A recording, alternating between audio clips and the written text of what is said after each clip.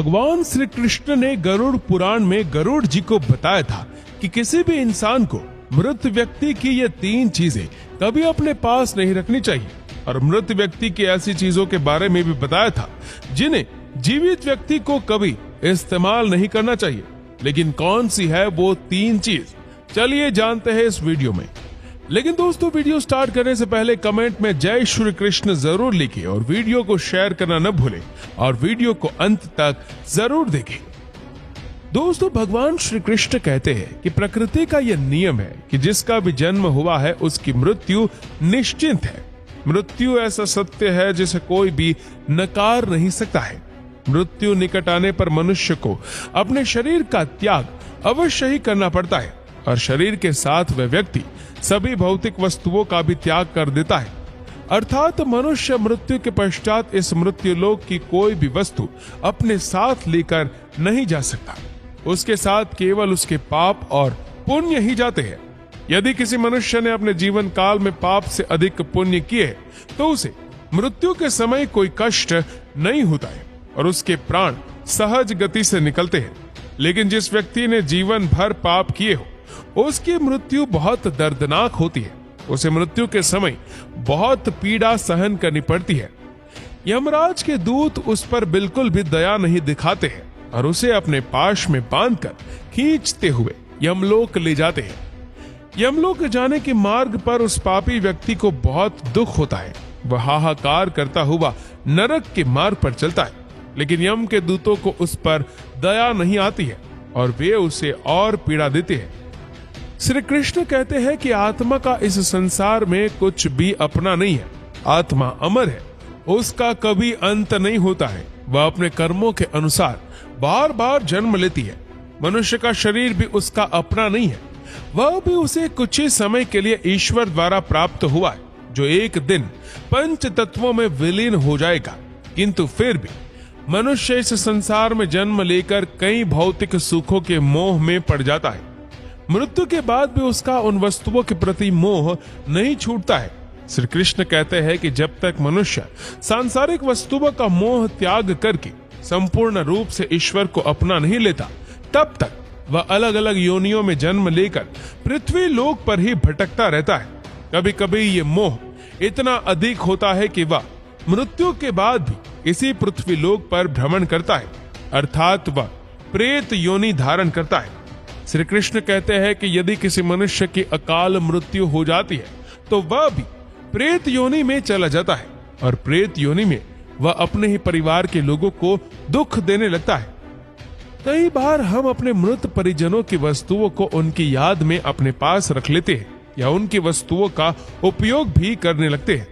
लेकिन गरुड़ पुराण के अनुसार हमें मृत व्यक्ति की कुछ वस्तुओं का उपयोग कभी नहीं करना चाहिए, क्योंकि इन वस्तुओं के साथ उस मृत व्यक्ति की ऊर्जा जुड़ी हुई होती है।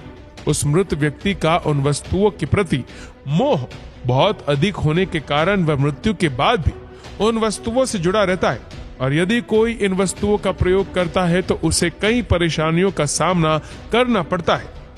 वह मृत आत्मा उसे कई प्रकार से कष्ट देने लगती है। इसीलिए किसी भी मनुष्य को मरे हुए व्यक्ति की चीजों का इस्तेमाल कभी नहीं करना चाहिए।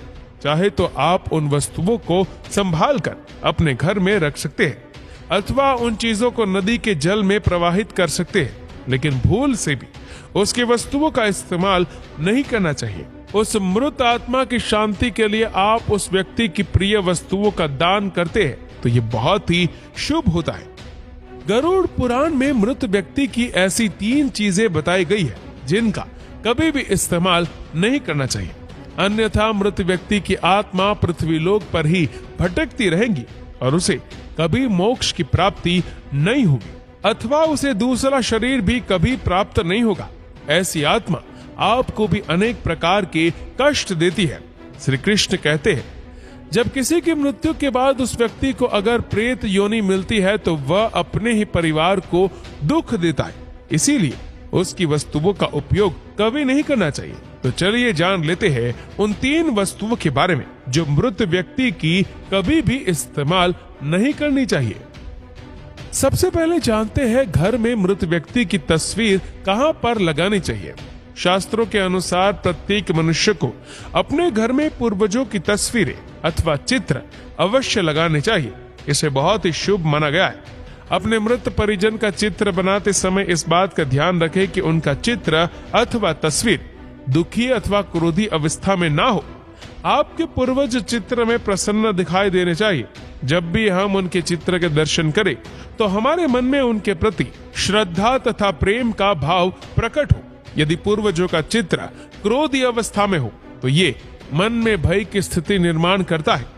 छोटे बालक उनसे प्रेम करने के बजाय द्वेष करने लगेंगे। इसीलिए पूर्वजों का चित्र अथवा तस्वीर बनाते समय इस बात का खास ध्यान रखें। ध्यान रहे आपके पूर्वज अब इस संसार में नहीं है। वे ना ही भगवान है और ना ही मनुष्य है। आपको उनका सम्मान करना चाहिए, किंतु उनके सामने अपना दुख और क्रोध जैसी भावनाओं को प्रकट न करें, अन्यथा आपके पितृदेव दुखी हो जाएंगे।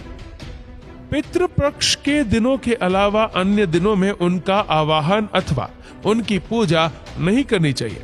पितृपक्ष के दिनों के अलावा अन्य दिनों में जो आत्माएं घर में प्रवेश करती है वे प्रेतात्माएं होती है। इससे घर में भयंकर दुख का वातावरण निर्माण होता है। वास्तु शास्त्र के अनुसार पितरों की अथवा पूर्वजों की तस्वीरों को भूल से भी पूजा घर में नहीं रखना चाहिए। इससे भगवान का अपमान होता है। इससे आपके सभी पितृगण अत्यंत दुखी और क्रोधित हो जाते हैं। यदि आपके किसी परिजन की अकाल मृत्यु हुई है तो वे प्रेत योनि में चले जाते हैं और पृथ्वी लोक पर ही भटकते हैं। जब तक उनकी आत्मा की शांति के लिए नारायण बलि की पूजा नहीं की जाती तब तक वे प्रेत आत्मा बनकर अपने ही परिवार के लोगों को परेशान करते हैं।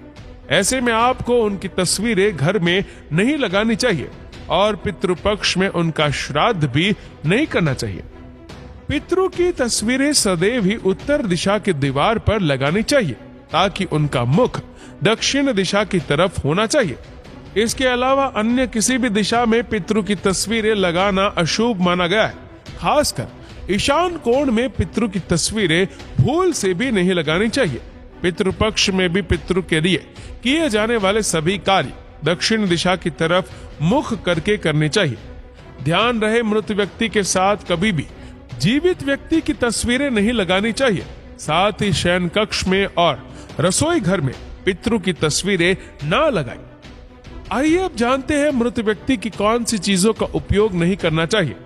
सबसे पहली चीज है मृत व्यक्ति के कपड़े। गरुड़ पुराण के अनुसार मृत व्यक्ति के कपड़ों का कभी भी इस्तेमाल नहीं करना चाहिए। इन्हें भूल कर भी पहनना नहीं चाहिए। ऐसा करने से मृत व्यक्ति की आत्मा उस व्यक्ति से जुड़ जाती है जो इनका इस्तेमाल करता है। मृत व्यक्ति की यादें उस व्यक्ति को सताने लग जाती है जो उनके कपड़ों का इस्तेमाल करता है, जिस कारण वो व्यक्ति मानसिक और शारीरिक रूप से कमजोर हो जाता है।